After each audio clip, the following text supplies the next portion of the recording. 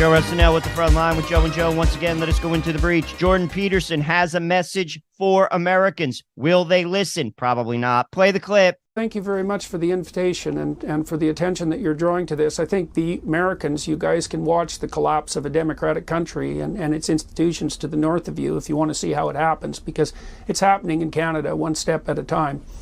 We'll be watching closely. Thank you, as always, Dr. Jordan Peterson. And one man has turned a G7 nation into a disaster. That man is Justin Trudeau. Will America follow suit? Probably. Why? Because of political identity. People can't look outside their tribe. They're brainwashed.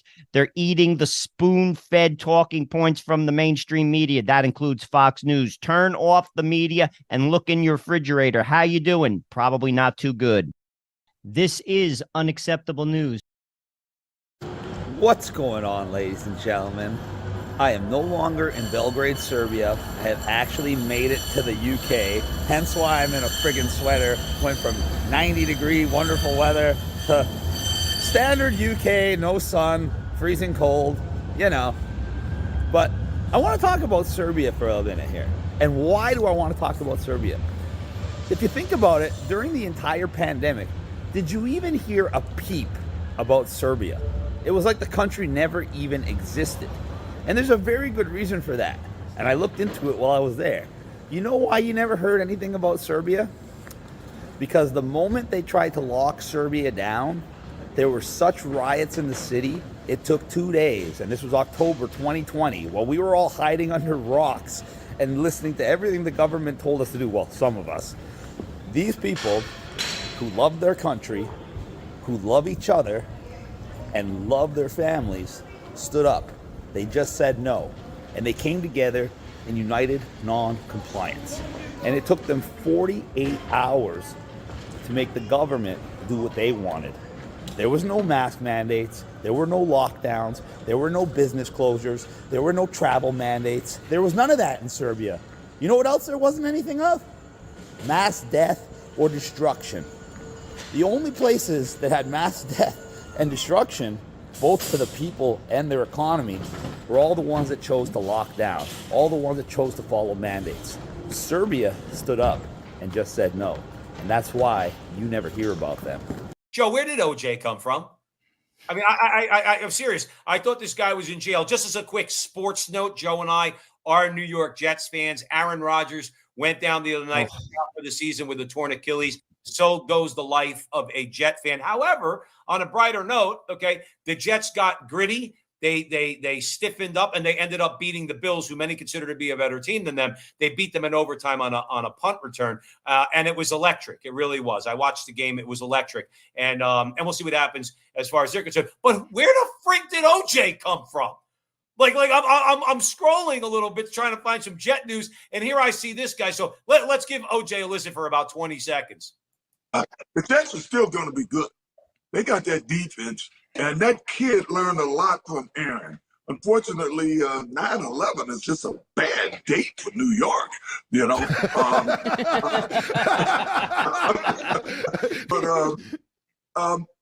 You got to play. That's the problem with not playing at all before you go out on the field. That wasn't. Now, Joe, here's again. Leave aside the New York Jets stuff, okay? I'm not really interested in OJ's comments on the New York Jets. I just found it interesting. Is like this guy's never given any sort of mea culpa, a public display of any sort of remorse. Okay, he should just go into a hole somewhere, hopefully find repentance, hopefully ask God for forgiveness. And here he is. You got him on a show. He's commenting on the New York Jets, and they're laughing with him. He decapitated his wife, for heaven's sake. He stuck Ron Goldman with about 10 stab wounds, and here he is laughing. And I'm sorry, Joe, OJ has never received justice. He's never received justice. And you know what? Okay, that's the way it worked out. But I don't have to give the guy a platform. I certainly am not going to laugh with the guy. I'm not going to go out and play golf with the guy. I'm not going to have anything to do with this guy. And here he is. He's back in the media. Joe, help me because I don't even understand it. What's wrong is right. What's right is wrong. Look at the people that we put up on pedestals in our country and look at the people who are vilified. I mean, it's part America is upside down, Joe. The culture, and that's why we're not going to vote ourselves out of it. America, even if we could like construct the best political candidate, the philosopher king, the proverbial philosopher king. Bring back Marcus Aurelius. he or she will be rejected by the masses. We're not interested.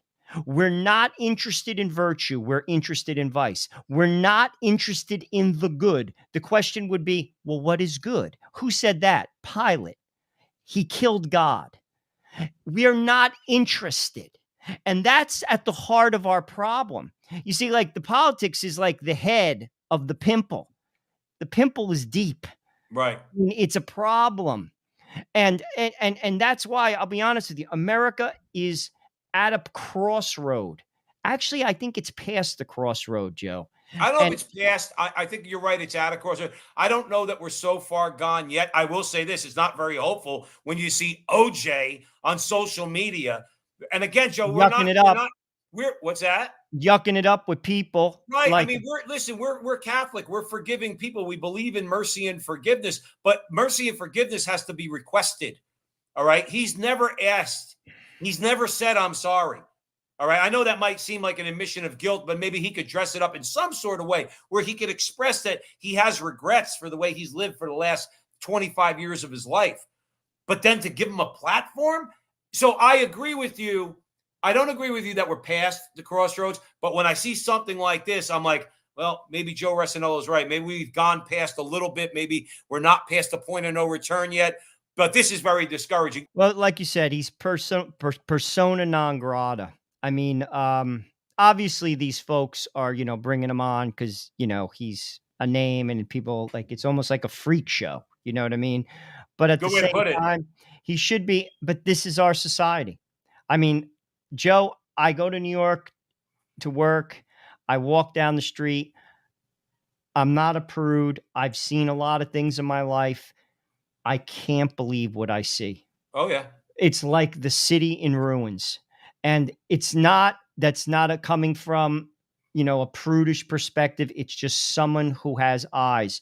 Our society it's a is statement collapsing. of empirical fact. It's what you just said is a statement of empirical fact. It just is. That's garbage. Oh, horrible.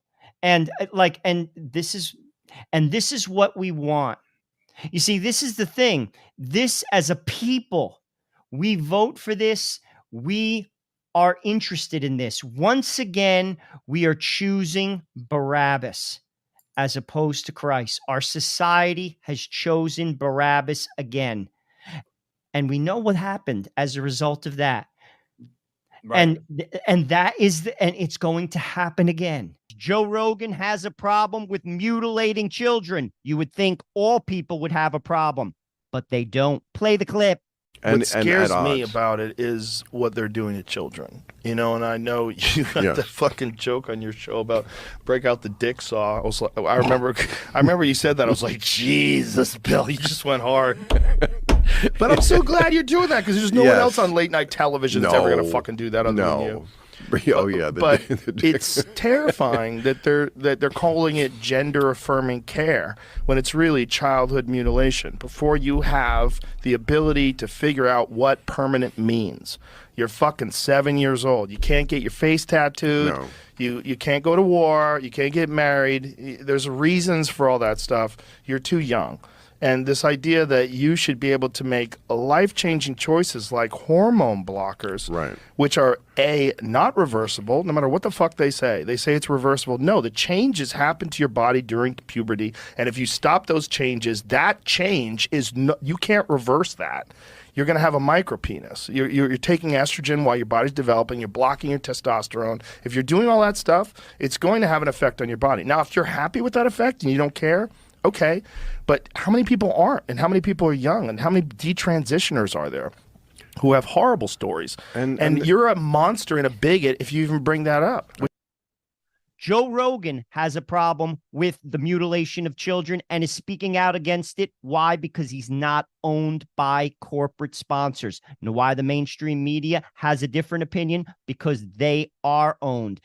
They, as well as your politicians, are not serving you. They're serving ideology, and the only people who are suffering are the children themselves.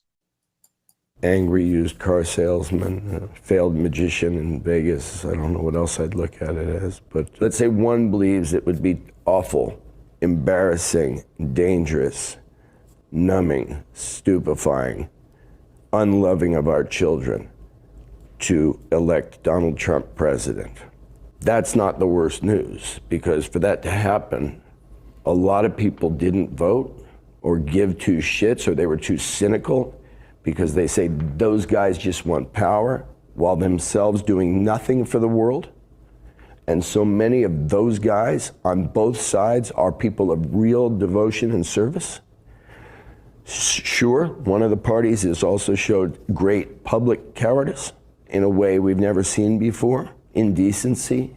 And I understand all of the kind of, and they're just as bad as, because they're, the other party is so relishing in its own wonderfulness. He's criticizing Trump and he's going for the Trump hairdo. I'm just throwing that out there, okay? I don't know what's up with his hair, but it's definitely the same color as Trump's. Here's my thing. Do you hear the dripping condescension? There's something wrong with me if I vote for Donald Trump. But there's nothing wrong with me if I vote for the party of death. He talks about, what did he say, dignity and integrity or something like that. I don't want Sean Penn's worldview. Who does he hold up as models? Baby killers like Hillary Clinton and Barack Obama? That makes us a better people, a better society, a better culture if I vote for the baby killing party? Well, I'll be honest. I've listened to a few interviews with Sean Penn. The one that my wife and I listened together was when he went down to talk to that guy Chapo in Mexico. Do you remember that incident? Yeah, I remember that. Dude, it was deranged. It was deranged. Like, even the guy, I forget I think it was, who's the dude that got bounced on PBS? He started the Me Too thing. Charlie Rose? There you go. Even like Charlie Rose was looking at him and just like he was looking into like the abyss type of thing. He had the look on like, Sean, come back to us. Come back to us.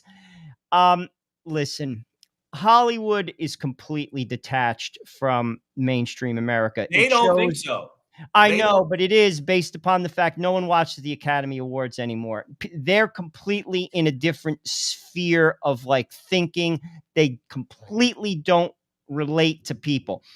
Listen, ultimately, Sean Penn's opinion should mean nothing to anyone. The fact is that he is or has a certain level of influence with like-minded people. And he's probably arguably, Joe, the best actor in his generation. I'll give him that. He's a great actor. I'm not going to take that away from him ever. He's got great hair. Wonderful hair. Wonderful hair. But that's the thing about him is just that it's that drip, like I said earlier, that dripping condescension that there's something wrong with me when I could go issue by issue by issue by issue by issue for why it's good not to vote for the Democrats and why, as an alternative, not only is it the lesser of two evils, it's actually a good thing to vote for Donald Trump.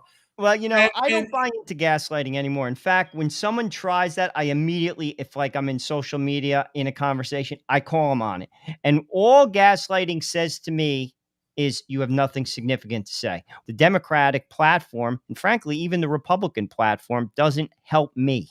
That's why I'm not voting for either. I'm voting for an outsider, and that's Donald Trump. And I want Vivek to be his running mate. And I want 8 years of Vivek afterwards because they're outsiders. I don't think the system works anymore, Sean. I don't think it works. It doesn't appeal to people. It doesn't help regular people, Democrats and Republicans, outside of our differences. I'm talking about daily living. I'm talking about having a life where we could thrive. It doesn't, maybe it works for you, Sean. You're rich. You're really rich and you give money to people. Well, guess what? I'm not. And it doesn't work for me. And I no longer will support an establishment Republican or Democrat. Ever. Never. Right. And there's my reason. But gaslighting, Joe, that just means you have nothing significant to say, and I immediately call people on it and move on. Securing your data privacy is more important than ever. Start your free privacy scan and see how much of your data is being sold on the internet. Offering data breach monitoring, bulk data removal, and agency protection, DataSeal.io is the best and most affordable way to secure your data from ending up in the wrong hands. Remove your data today from the internet with DataSeal.io. That's DataSeal.io.